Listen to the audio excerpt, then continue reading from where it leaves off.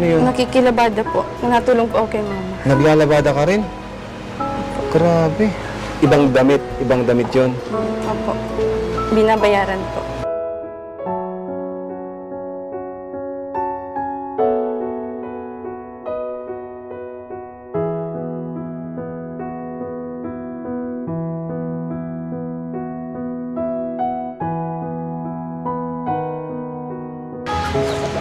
Bakit pwede ba may kwento sa amin kung bakit ka naluluha, Beyonce?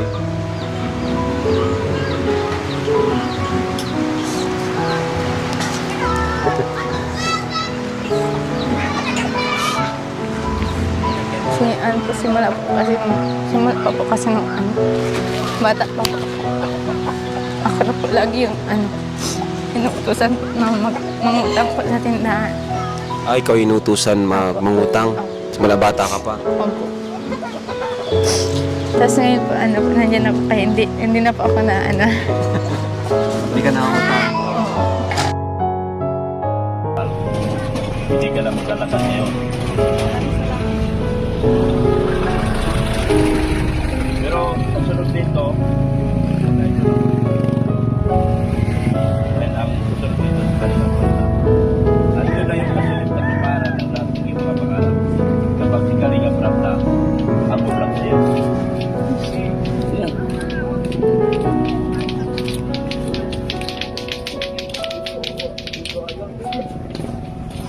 First time ko po makatanggap talaga ng regalo. Ganito po.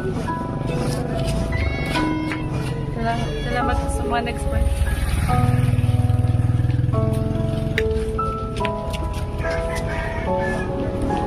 Naiyak ako. Naiyak ako para sa kanya. Natuwa ako doon sa reaction niya.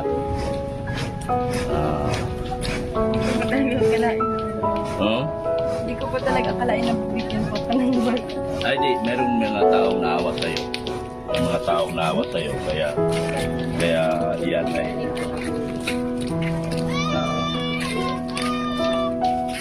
yan ay pinapili niya. Dahil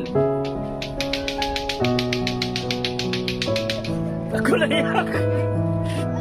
3 oras ka na kasi naglalakad. Kaya naawa sila sa'yo. At pinabigyan ka ng bisikleta.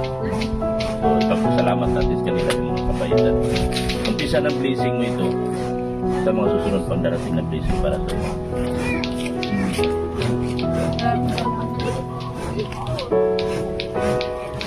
Okay.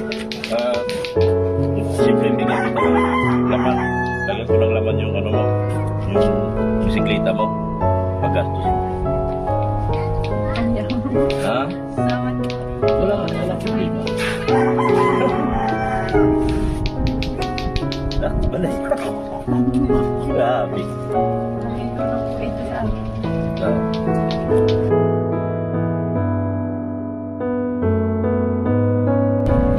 Tsaka minsan, sabay-sabay ko yung asawa ko. Halos wala ko kaming malapitan.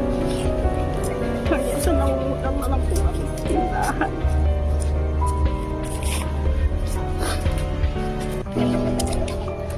Mahirap. Kaya nga sabi ko po sa kanya bilang panganay, magtiyaga po siya ng pag-aaral. Gustong-gusto ko po talaga siyang mapag-aaral.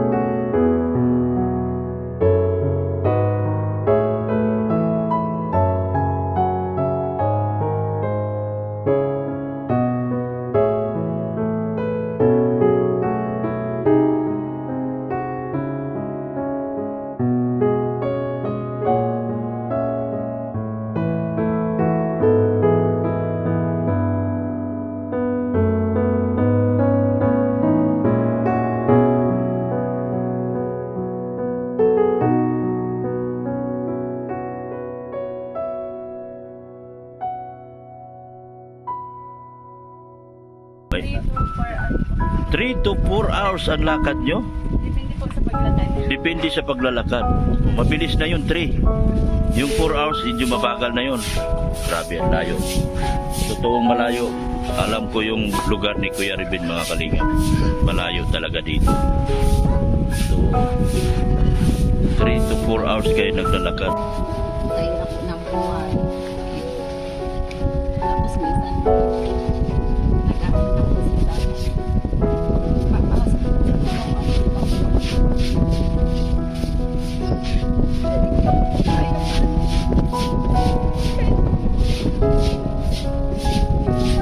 po pero nagpunta ako ng buwan. Siya, tapos nagkasakit siya.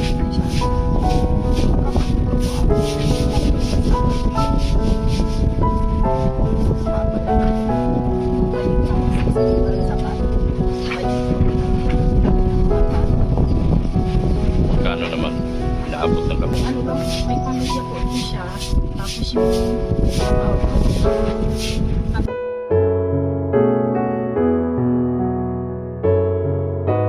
Kayong magkapatid, Beyonce? 5. Ito siya panganay, siya naglalaba. So nabutan mo natin siya naglalaba para siyang Diyosa. Diyosa, mga kalingap sa kagandahan na mamula ang pisngi. At marami kayong baboy dito. Kanino ba ang baboy yan? Paalaga lang sa inyo.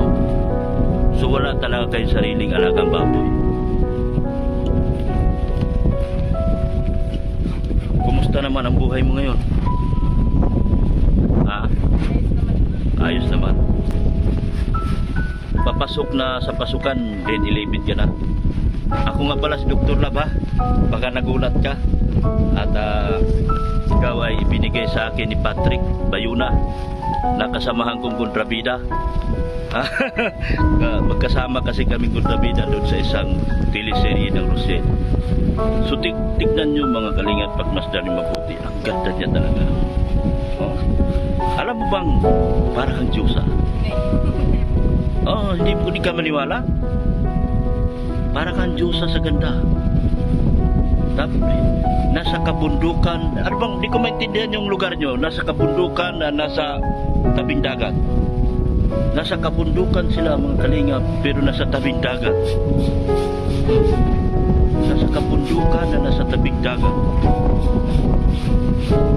Grabe ang ganda ni Beyonce. So hindi nagkamali si Patrick sa pagpapunta sa akin dito, mga kalingap. Dahil napakasipag, naglalaba. Siya ba, ikaw ba lahat nagtatrabaho dito? Yung ibig sabihin, ikaw ba ang gumagawa ng labahin niyo? Minsan. Tulong kayo ni mama. So, ayan po.